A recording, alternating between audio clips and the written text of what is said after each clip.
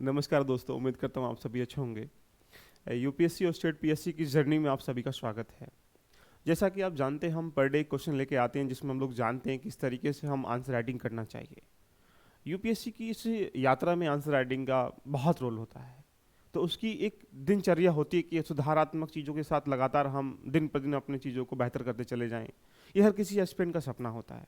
उसमें कुछ पार्टिसिपेट करने के लिए कि प्रश्नों को कैसे टैकल करना चाहिए, प्रश्न लिखने का स्ट्रक्चर कैसे होना चाहिए, प्रश्न लिखते समय किन किन मूलभूत बातों का हम लोग उसमें वर्णन करें। तो आइए इसी चर्चा के साथ आज की क्लास को हम लोग लेके चलते हैं।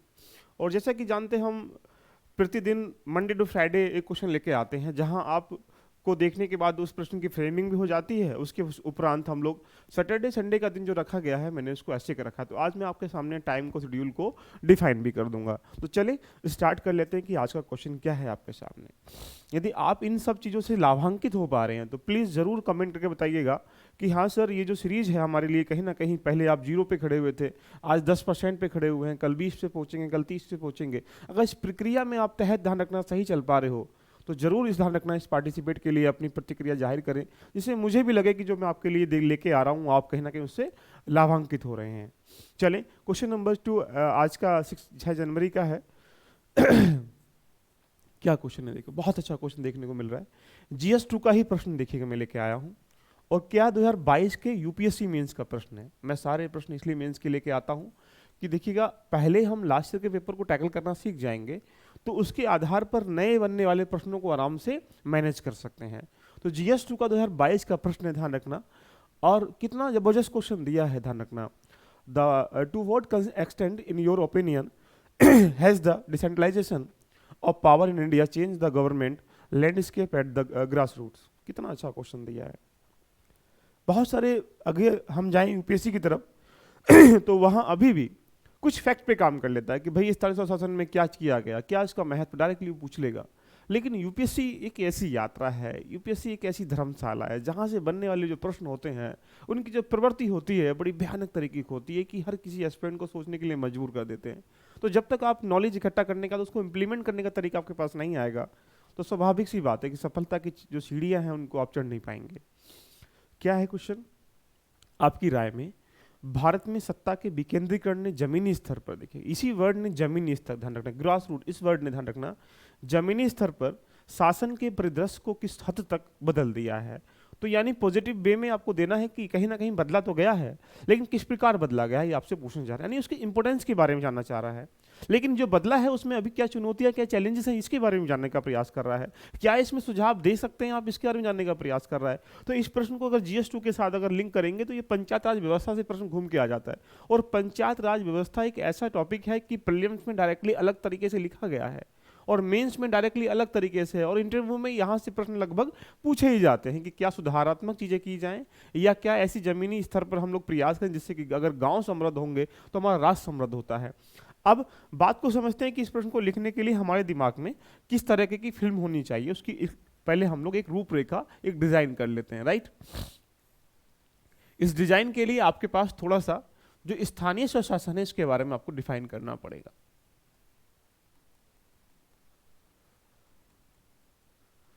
लोकल गवर्नमेंट जिसको हम लोग कह सकते हैं, या पंचायत राज व्यवस्था। नंबर 2, जो इंपोर्टेंस है इनका, इसका जो महत्व है, ध्यान रखना, जो सिग्निफिकेंस ऑफ पंचायत राज व्यवस्था का, उसके बारे में आपको बताना पड़ेगा। कुछ इसकी चुनौतियों के बारे में, जो चैलेंजेस हैं हमारे बारे, इसके बारे में, उसके बारे में आप चुनौती के बारे में थोड़ा सा 3-4 पॉइंटों में डिफाइन कर दीजिए, क्योंकि वर्डों की सीमा रहती है। और 4th पॉइंट में यहाँ पे आप निष्कर्ष, कंक्लूजन के बारे में थोड़ा सा सकारात्मक, ध्यान रखना, बातें कर दीजिएगा। यहाँ से 4 पॉइंट इस प्रश्न की डिमांड के अनुकूल होते हैं। पहले आप बताएंगे स्थानीय स्वशासन का बैकग्राउंड के बारे में थोड़ा सा डिफाइन कर लेंगे, और ये है क्या इसके बारे में भी आप डिफाइन कर लेंगे। तो वहाँ से 3 से 4 लाइन में इंट्रो आपका हो जाना चाहिए। एंड मेन पार्ट में ही दोनों पार्ट आ जाएंगे। तो अगर यहाँ जाएंगे तो लगभग मैं कहूँ कि लगभग 50%, मतलब अगर यहाँ पे 10 से 15% के आसपास आपने इंट्रो लिखा और 10 से 15% के आसपास आपने डिस्कस लिखा, तो बाकी जो 70 से लेकर 80% जो बचेगा पार्ट, ध्यान रखना, वो क्या बचेगा, इन दोनों का मेन पार्ट का बनेगा। मेन पार्ट इंपॉर्टेंट रोल अदा करता है कि प्रश्न की डिमांड के अनुकूल प्रश्न में क्या लिखा गया है। तो चलिए बिना देरी किए हम लोग 1 बाय 1 कर लिखाने का प्रयास करता हूँ आपको। और उसको तुम क्या करना है, कुछ भी नहीं करो, अगर मान लीजिएगा आपको लिखना है, प्रयास करना है। स्टार्टिंग जब हम किसी किताब को पढ़ते हैं तो एज इट इज लिखने का प्रयास करते हैं, एज इट इज रटने का प्रयास करते हैं। तो जैसे मैं बता रहा हूँ ऐसे ही लिखने का प्रयास करें पहले, फिर उसमें जब तुम सीख जाओगे लिखना तो उसमें एड करना भी सीख जाओगे, स्टैटिक के साथ डायनामिक पार्ट भी जोड़ना सीख जाओगे। तो जरूरी है पहले आपको चलना पड़ेगा, चाहे किसी की उंगली पकड़ के चलिएगा, और जब उंगली पकड़ के आप चलेंगे तो कल को ध्यान रखना आराम से खुद भी चल पाएंगे। तो जरूरी है पहले चलना पड़ेगा आपको, राइट। क्या लिखना देखो, अगर हम यहां से स्टार्ट करें पहले इसके इंट्रो से, तो आपको इसमें दर्शाना पड़ेगा कि 73वें 74वें संशोधन या संविधान संशोधन के तहत औपचारिक रूप से जमीनी स्तर पर स्थानीय स्वशासन की स्थापना करी, यानी स्थानीय स्वशासन या पंचायत राज व्यवस्था को कानूनी परिस्थितियों के अनुकूल निर्माण करके चौथे लोकतंत्र, तीसरे स्तर के लोकतंत्र को ध्यान रखना इसमें प्रारंभ किया। तो कुछ यहां से बातें इसने स्टार्ट करनी पड़ेंगी। चलिए मैं उसको लिखा भी देता हूं, ध्यान रखना यहां से स्टार्ट करना चाहिए आपको कि 73वें, सॉरी इंग्लिश में जा रहा तथा, इसको यहीं डाल लीजिएगा 74वें संविधान संशोधन के तहत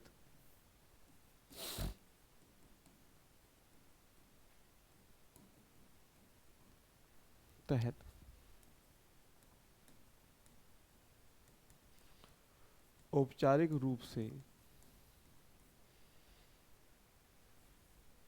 सरकार के तीसरे स्तर की स्थापना की यानी स्थानीय स्वशासन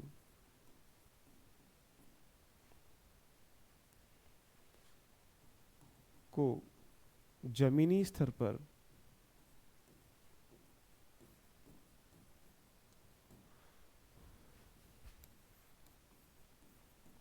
लोकतंत्र को मजबूत करने के लिए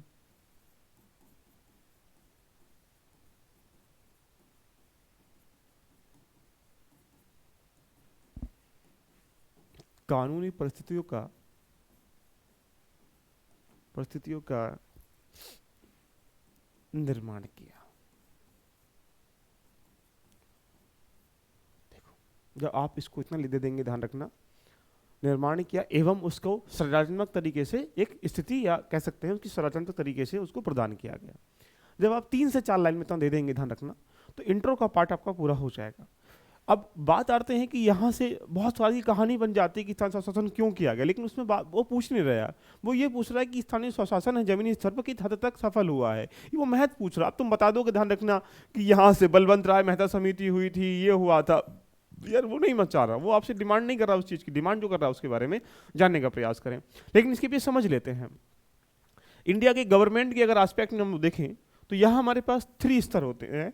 एक तो होता है सेंट्रल गवर्नमेंट, और एक होता है लोकल गवर्नमेंट, और एक होता है यहाँ से स्टेट गवर्नमेंट।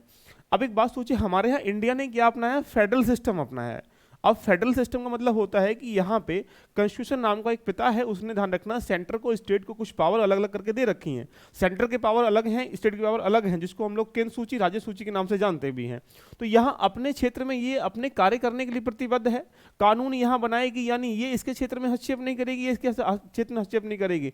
अब दिक्कत आती है कि जमीनी स्तर का विकास कैसे हो। जमीनी स्तर का विकास कैसे होने का मतलब है कि अगर मोदी जी यहाँ पीएम बैठे हुए हैं तो यहाँ 150 करोड़ की जनसंख्या को इंडिविजुअली नहीं देख सकते, ध्यान रखना। तो वहाँ यहाँ के विकास के लिए यहीं का शासन होना बहुत जरूरी है, और जब यहाँ का शासन होगा तो इससे क्या होगा, यहाँ की जो विकासात्मक योजनाएं सही तरीके से इंप्लीमेंट होंगी, वहाँ जो नीड है उसके अकॉर्डिंग काम हो पाएगा। अब मान लीजिएगा मोदी ने योजना चलाया कि हर घर में ध्यान रखना चूल्हा या गैस सिलेंडर मिलेगा, तो उससे क्या फर्क पड़ रहा है कि जिसके घर में नहीं है वो सर्वे कौन करेगा भाई, या जिसे रिक्वायरमेंट नहीं हो वहां कौन करेगा। तो यहाँ के विकास के लिए, विकासात्मक चीजों को डेवलपमेंट की तरफ कन्वर्ट करने के लिए हमने एक यहाँ गवर्नमेंट की रिक्वायरमेंट बती, उस गवर्नमेंट को हम लोगों ने क्या बोलते हैं, स्थानीय स्वशासन या पंचायत राज व्यवस्था के नाम से जान लिया।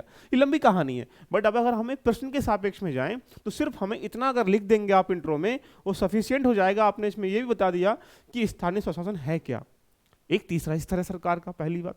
दूसरा, इसको स्टैब्लिश कब किया गया, तो आप ये भी इसमें आपका हिस्टोरिकल बैकग्राउंड भी आपने बता दिया। तीसरा, इसलिए क्यों किया गया, तो आपने इसको बता दिया कि लोकतंत्र को मजबूत करने के लिए। इस 3 लाइन में वो चीज छुपी हुई बैठी है, ध्यान रखना कि यदि इंट्रो में जो बंदा पढ़ेगा उसे लगेगा वाकई में यार इसने 3-4 चीजों को 3-4 लाइन में कर लिया इनबोल्ड। यही यूपीएससी एस्पिरेंट की निशानी होती है। नहीं तो ये सब रीजनल बातें, इधर उधर की बातें करने से तो कोई बेनिफिट नहीं होने वाला ना। तो आपको संक्षिप्त अपने ज्ञान को संक्षिप्त शब्दों में पिरोना है, उसके लिए आपके पास कला होनी चाहिए। तो उसी का मैं विकास करने का प्रयास कर रहा हूँ। अगर आप लाभान्वित हो पा रहे हैं तो जरूर कमेंट करके बताइएगा सर, वाकई में बहुत मजा आता है इन चीज़ों को देखने के लिए। चलिए अब मेन पॉइंट पे चलते हैं, इसके महत्व के बारे में जानते हैं, सिग्निफिकेंस या इंपोर्टेंस क्या है इनकी। इंपोर्टेंस, महत्व के बारे में जानते हैं। क्या महत्व, देखिए कुछ 4-5 पॉइंट दे दो उसको, उसके दिमाग में फिल्म सी बना दो कि इसके ऐसे होने से ये हुआ है। पहले जो हमारे पास SC ST जो महिलाएं थी उनको आरक्षण नहीं था, तो यहां पहला पॉइंट यहीं से करो, क्योंकि वुमेन एम्पावरमेंट करना, तो यहां लिख दो SC ST महिलाओं को आरक्षण। तो इससे क्या हुआ, ध्यान रखना, किसी जमीनी स्तर पर कहीं ना कहीं वो हद तक सफल रहा है आरक्षण मिलने से। और यहां से जो विकेंद्रीकरण का ढांचा है वो लचीला हुआ है, काम करने की प्रवृत्ति क्या हुई है, तो यहां पे डेवलप हुई है। तो यहां डाल दीजिएगा नंबर 2, विकेंद्रीकरण की प्रक्रिया सरल हुई है एवं लचीलापन हुआ, लचीलापन हुआ जिससे कार्य करने में आसानी हुई, ऐसे करके डाल दीजिएगा। तीसरा पॉइंट यहां से ध्यान रखना, 33% SC ST के साथ 33% महिलाओं को भी आरक्षण दिया गया। 33% ध्यान रखना, महिलाओं को आरक्षण दिया गया। जब ऐसा लिखेंगे तो उसके दिमाग में फिल्म सी बन जाएगी कि यहाँ जमीनी स्तर पर ध्यान रखना, महिलाओं को भागीदारी बढ़ाने के लिए हमने क्या किया, आरक्षण का प्रावधान कर दिया, जिससे महिलाएं पार्टिसिपेट करेंगी तो जमीनी स्तर पर क्या होगा, पार्टिसिपेशन बढ़ेगा। क्योंकि आप जानते हैं कि इंडिया में लगभग 100% में से अगर देखा जाए, यहाँ 52% आदमी है और 48 यहाँ वुमेन है। जितना इनका पार्टिसिपेशन बढ़ेगा उतना देश क्या हो जाएगा, समृद्ध हो जाएगा। तो जितना पार्टिसिपेशन बढ़ा उतना क्या होगा, जमीनी स्तर पर इनके लिए हो जाएगा। अगला पॉइंट और क्या महत्व होगा, जो गरीब है, जो एवं अंतिम फांसी पर बैठा हुआ है, जो अंतिम पायदान पर बैठा हुआ है, ध्यान रखना, उसको भी सुविधा मिलना स्टार्ट हो गया। क्लियर है, जो सार्वजनिक नीति है उसको मिल पा रही है, जो यहां सेवा प्रदान हो रही है वहां मिल पा रही है। गांव में तुम सर्वे करते हो, प्रधान का काम यही तो है कि लोकल लेवल पर डेवलप करे। तो उससे क्या होगा, उससे फायदा होगा कि जमीनी स्तर पर ध्यान रखना, जब काम किया जाएगा तो वहां पे जो चीजें इंप्लीमेंट हो पा रही हैं वो उसी व्यक्ति को मिलेंगी जिसके लिए वो बनी है, ध्यान रखना। लेकिन ऐसा सौभाग्य से होता नहीं है, ध्यान रखना, आज भी लेकिन फिर भी 70-80% तो हो ही जाता है ना। गांव में रोज जो सेवक है, रोजगार सेवक है, वहां पे बाकी जो चीजें कर्म काम होते हैं वो कहीं ना कहीं सर्वे के अनुकूल होते हैं। तो यहां से गरीब एवं अंतिम पायदान पर बैठे वाले व्यक्ति को सेवा मिलना स्वाभाविक हुआ या सेवा प्रदान किया गया, जिससे ध्यान रखना वो लाभान्वित हो पा रहा है।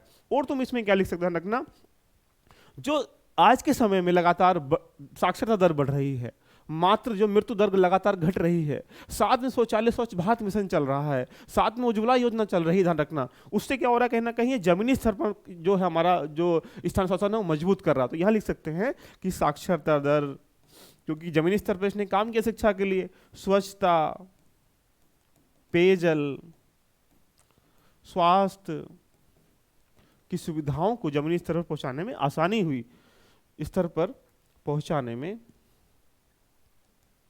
आसानी होगी। जब आप उसको इतना दे देंगे मेरे प्यारे दोस्त 5-6 पॉइंटों में, तो आपने क्या काम किया, मल्टी डायमेंशन पे काम किया। और मल्टी डायमेंशन करने का मतलब, अगर उसे एक आध पॉइंट आपका पसंद भी नहीं आया, 3-4 पॉइंट पसंद अगर आ गए तो वही नंबर देकर आपको चला जाएगा। कहते हैं ना, जब हम किसी शादी करते हैं तो हो सकता है कुछ चीज़ें पसंद भी ना आए आपको, ध्यान रखना, लेकिन फिर भी जो कुछ चीज़ें पसंद आएंगी उसके बिहाफ पे हम लोग कर लेते हैं। जैसे आप किसी से प्रेम करते हैं तो प्रेम करने के बाद हम क्या सोचते हैं, उसमें कमियां नहीं ढूंढते हैं। तो जब यहाँ ये स्टैब्लिश किया गया तो इसके अगर हम आस्पेक्ट में चुनौतियाँ भी समझेंगे अभी, तो बहुत सारे इसमें हानियाँ हुई हैं। कि यह हानि क्या हो सकती है कि भ्रष्टाचार को बढ़ावा मिला है जमीनी स्तर पर। पहले भ्रष्टाचार ऊपरी स्तर पर होता था, अब जमीनी स्तर पर आ चुका है। प्रधान भी खा रहा है, सेक्रेटरी भी खा रहा है, रोजगार सेवक भी खा रहा है, बीडीओ भी खा रहा है, एडीओ भी खा रहा है, सब लोग खा रहे हैं। तो इससे क्या हो रहा है, इससे आसानी हो रही है। क्लियर, यहां तक बात समझ रहे हो मुझे? तो मैंने क्या पूछा, इंपोर्टेंस हमने पूछा है, तो इंपोर्टेंस के अगर बिहाफ पे हम लोग जाएंगे तो यहाँ 4-5 पॉइंट लिखो, बस इनफ है। अब बात करते हैं चुनौती के बारे में, जहां आपको समझना पड़ेगा चुनौतियां। इसको भी 3-4 पॉइंट में चैलेंजेस को ध्यान रखना दे दो, उसको बड़ी आसानी से निकल के यहाँ से आएगी। अब सबसे बड़ी बात निकल के आती है कि इसके पास कोई वित्त का स्रोत नहीं है, पैसा कहां से आएगा, और वित्त का स्रोत ना होने के से ये डिपेंड रहता है। तो यहां पहला पॉइंट लिख लो, ध्यान रखना, धन का अभाव, क्योंकि यह है क्योंकि यह वित्त के लिए केंद्र या राज्य पर निर्भर रहता है। अब केंद्र राज्य पर निर्भर रहेगा तो जितनी भी योजनाएं चलाने का प्रयास करेगा, भैया एक प्रधान बोल रहा है कि मुझे भैया गांव में स्वास्थ्य के लिए हॉस्पिटल बनाना है, ठीक है भैया, सरकार से हम लोग बुलवाते हैं, एमपी बनवाते हैं, वहां पे पास होगी तब पैसा आएगा। लेकिन अगर वही उसके पास वित्त पैसा होता तो क्या होगा, काम कर, जैसे अपने यूपी गवर्नमेंट के पास देखें या गवर्नमेंट जो भी होती है स्टेट की, उसके पास जाएं तो उसके पास एक संचित निधि है, उसके पास एक फंड है, तो जो भी काम करना 2 मिनट में निकाल के फेंक देती है, ध्यान रखना। लेकिन राज्य उनके जिले स्तर के साथ साथ नीचे जो स्तर होता है उनके पास कोई अपना फंडिंग सिस्टम नहीं है, इसलिए समस्याएं पैदा हो पा रही हैं। दूसरी बात ध्यान रखना, यहां से बुनियादी ढांचा नहीं है, ध्यान रखना, चुनौती क्या देखें, बुनियादी ढांचा नहीं है। बुनियादी ढांचे को तुम यहां से ये कह सकते हैं कि किसी भी, बहुत सारे आज के समय में कहा जाए तो 25% ग्राम पंचायतों के पास, ध्यान रखना, ये कहा जाता है कि एक बैठने का प्रशासनिक ढांचा नहीं है। प्रधान कहां बैठेगा, प्रधान अपने घर पे चौपाल लगाता है, सेक्रेटरी कहां बैठेगा, उसके घर जाके बैठ जाता है। तो यहां से क्या होता है कि एक जमीनी स्तर पर जो प्रोग्राम चल रहे होते हैं वो मिसल कोर्ट से चलते हैं। तो यदि अब लीगली तरीके से हम लोग देखें, अगर इनका एक ढांचा होगा, गांव में अभी ग्राम सचिवालय की स्थापना की जा रही है, मोदी जी ने घोषणा किया, लेकिन अभी भी जमीन न मिलने के कारण, कुछ विवाद न होने के कारण, ध्यान रखना, वहां पे नहीं बन पा रहे हैं। तो यहाँ बुनियादी ढांचा ना होने के कारण बड़ी समस्याओं का सामना करना पड़ रहा है। कार्यालय भवन नहीं है, स्टेशनरी नहीं है, एक लीगल डॉक्यूमेंट नहीं है। अगर हम ये सब चीजें देखें तो बुनियादी ढांचा ना होने, ध्यान रखना, कहीं ना कहीं इसके जमीनी स्तर पर जो विकास होना चाहिए वो वहां तक नहीं पहुंच पा रहा है, और जो वो वहां तक नहीं पहुंच पा तो फिर समस्या लगातार वो क्या हो रही है, बढ़ रही है। दूसरी पॉइंट, कुछ जो राज्य हैं, ध्यान रखना, वहां नौकरशाही तंत्र ने, ध्यान रखना, कब्जा कर रखा है। नौकरशाही तंत्र एक प्रकार से हम ये कह सकते हैं कि नियंत्रण अलग तरीके से रख रखा है कि नियंत्रण नहीं है।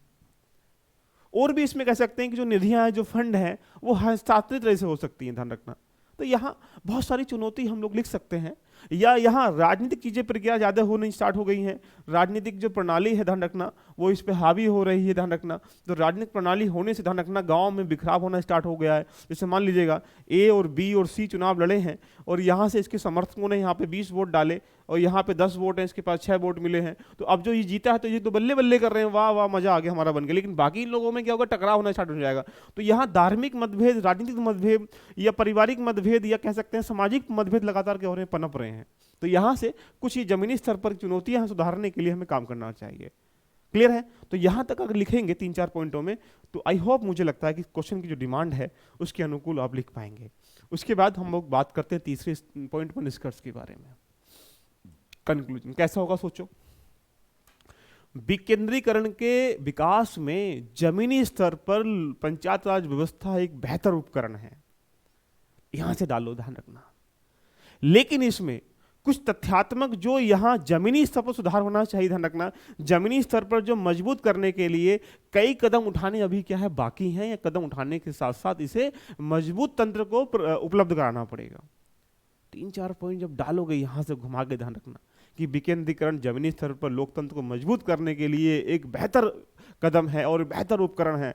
इसके अंतर्गत कुछ सुधारात्मक कदम उठाने के साथ साथ कुछ जमीनी स्तर को मजबूत करने के लिए प्रयास किए जाने चाहिए, जिससे, ध्यान रखना, जमीनी स्तर का जो वास्तविक ढांचा है, वास्तविक तरीका है, वास्तविक जो मजबूती है, वो एक प्रदान हो सके, और जिसके माध्यम से एक बेहतर राष्ट्र का निर्माण हो सके। इतना लिखोगे तो उसको लगेगा, अरे वाह, इसने तो दिल को चकोड़ कर, ध्यान रखना, प्रश्न में डाल दिया है। कहते ना, पहले आज के आशिकों को क्या खबर थी, जो वो पहले लिखते थे अपना कलेजा निकाल कर। तो पहले के जो लोग कलेजे से, ध्यान रखना, मतलब अपने शब्दों को लिखते थे, ध्यान रखना, प्रेम में। आज के लोग प्रेम में भी क्या करते हैं, hi hello, good morning, everything is okay, है ना, what are you doing right now, good morning, and मतलब तुमने क्या क्या खाया, क्या पिया, कहाँ चलना, ये सब यही सब हो रहा है ना। पहले दिल के अरमा आंसुओं में बह गए, ध्यान रखना, दिल के अरमा मतलब हुआ कि दिल की बातों को दे दिया, उसके बाद वो चले गए बह के उसके पास। आज तो ऐसे ही शब्दों को लिखना, जब शब्दों को तुम चयन अच्छा करोगे, ध्यान रखना, तो प्रश्न में जो तुम डालोगे वो कहेगा, यार वाकई में इसने दिल खुश कर दिया, और एग्जाम का दिल खुश कर दिया आपने, तो प्रश्न के नंबर भी आपको अच्छे मिल जाते हैं। आपको उसको खुश करना ही पड़ेगा, ध्यान रखना। तो दोस्तों, इस सीरीज को लेके हम लोग चलते रहेंगे।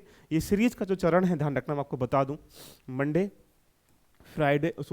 ट्यूसडे, वेडनेसडे, थर्सडे, फ्राइडे और सैटरडे मैं पर डे आपके सामने एक क्वेश्चन लेके आता हूं, जहां से आपकी फिल्मों की जो इस प्रश्न की फिल्म है उसको बनाता हूं।